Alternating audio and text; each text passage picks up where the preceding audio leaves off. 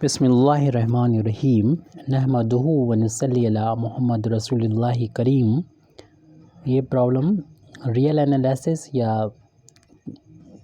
Differential calculus की है। Let a function f be defined as f x is equal to sine 2x upon x when x does not equal to zero. जब x की value zero के equal नहीं है तब तो हमें फंक्शन की वैल्यू ये लेना है। एफ एक्स की वैल्यू 1 तब लेना है जब x की वैल्यू ज़ीरो के इक्वल हो। Exam whether f is continuous at x equal to zero. हमें देखना है कि एग्जाम करना है कि ये function f x equal to zero पे कॉन्टीन्यूस है या नहीं। हम लोग जानते हैं कि किसी पॉइंट पर कोई फंक्शन कॉन्टीन्यूस होता है तो उस पॉइंट पर फंक्शन की वैल्यू और लेफ़्ट हैंड लिमिट और राइट हैंड लिमिट उस पॉइंट पर तीनों वैल्यू इक्वल होना चाहिए। जैसे ए पॉइंट पर हमसे पूछा जाए तो ए पॉइंट पर फंक्शन की वैल्यू लेफ़्ट हैंड लिमिट ए पॉइंट पर और ए पॉइंट पर ही राइट हैंड लिमिट तीनों इक्वल होंगी तभी फंक्शन कॉन्टीन्यूस कहलाएगा। तो कंटिन्यूटी के लिए हमें ये तीन चीज़ें निकालना होंगी। तो सबसे पहले तो हम जो ए पॉइंट है हमारा वो ए पॉइंट जो है वो x बराबर ज़ीरो है, हमें x इक्वल टू ज़ीरो पर चेक करना है। तो पहले तो हम फंक्शन की वैल्यू ही ज़ीरो पे देख लेते हैं और चूँकि हमें दे रखी है जब x की वैल्यू ज़ीरो है तो फंक्शन की वैल्यू 1 है तो ये वैल्यू तो 1 के इक्वल है, हमें कैलकुलेशन करने की ज़रूरत नहीं है। अब हमें लेफ़्ट हैंड साइड और राइट हैंड साइड निकाल लेनी चाहिए। ज़रूरी नहीं कि तीनों हम फाइंड करें, अगर जैसे ही पता चल जाए कि ये इक्वल नहीं है इसके या इसके, वैसे भी हम अपना बंद करके बता सकते हैं कि ये कॉन्टीन्यूस नहीं है। हाँ, अगर इक्वल चल रहा है तो आपको तीनों वैल्यू फाइंड करके देखना होंगी। तो सबसे पहले तो हमें लेफ़्ट हैंड लिमिट निकालेंगे, फाइंड करेंगे left hand limit x equal to 1 पर निकालना है, फाइंड करना है और लेफ़्ट हैंड लिमिट है तो यहाँ पर माइनस कर देंगे या फिर आप 1 माइनस एच भी लिख सकते हैं। किसकी निकालना है, किसकी फाइंड करना है, फंक्शन की फाइंड करना है एफ एक्स की। एफ एक्स फंक्शन को हमें पहले लिख लेना चाहिए, यानी गिवन फंक्शन को यहाँ पर नोट कर लेना चाहिए। वैसे तो हमारा ये नोट है, आप कर लीजिएगा। तो यहाँ पर फंक्शन का हमें यूज़ करना है क्योंकि जब एक्स फंक्शन की वैल्यू एक्स की वैल्यू 1 ना हो के 1 से कम हो तब क्या करेंगे।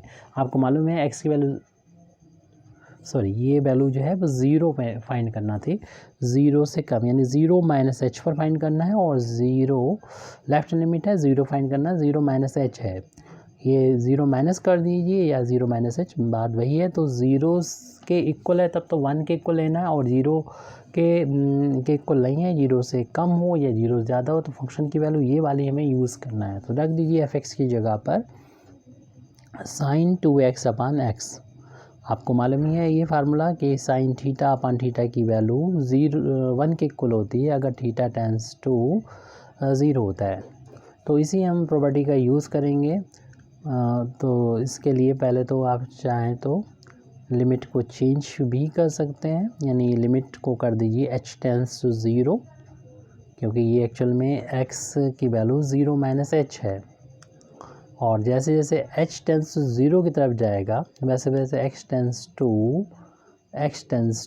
0 की तरफ आ जाएगा, यानी 0 से h छोटा होगा क्यों माइनस हो रहा है इससे।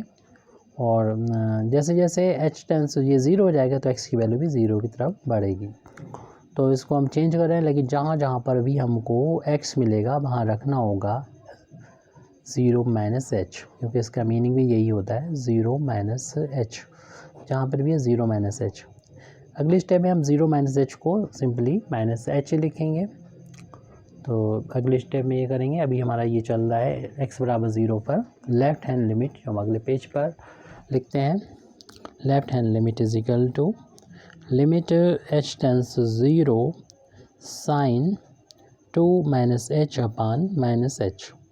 आपको मालूम है कि ये हो जाएगा माइनस का 2h हो जाएगा। Limit h tends 0 sine minus 2h upon minus h।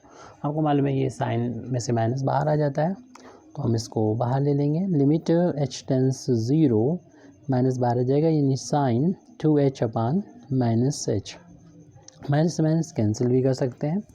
अब जो हमने फार्मूला भी लिखा था कि लिमिट अगर theta tense 0 sine theta upon theta की वैल्यू 1 के इक्वल होती है।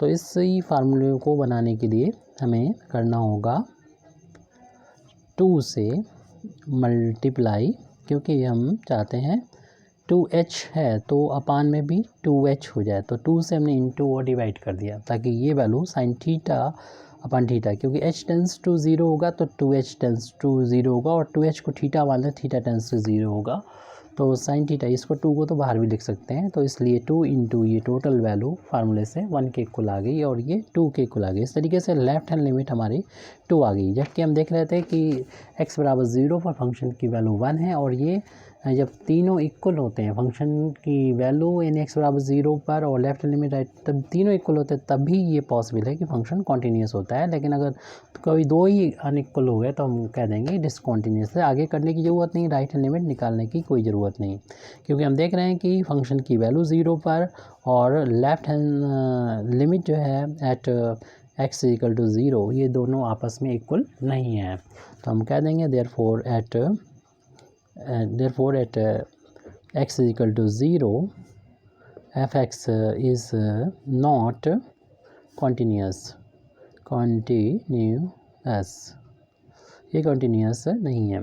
Thank you very much indeed for listening me। व आखिर दावाना अल्हम्दुलिल्लाहि रब्बिल आलमीन।